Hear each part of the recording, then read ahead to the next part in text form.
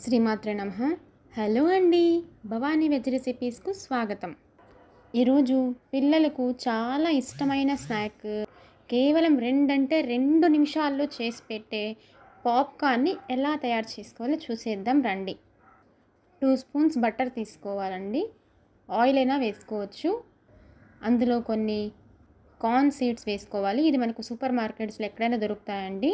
వేసుకొని 2 spoons salt, 1 spoon పసుపు పొడి వేసి బాగా కలపాలండి. ఇక్కడ చిన్న ట్రిక్ ఏంటంటే, ఈ మొక్కజొన్న గింజలన్నీ కొంచెం ఫిల్ అయ్యే వరకు బటర్ కానీ ఆయిల్ కానీ వేసుకోవాలండి.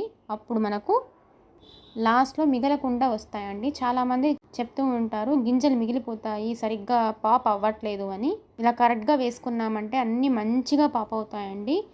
అంతేనండి, జస్ట్ 2 మినిట్స్లో ఎప్పుడు అడిగితే అప్పుడు ఇలాగే సింపుల్గా చేసేవచ్చు.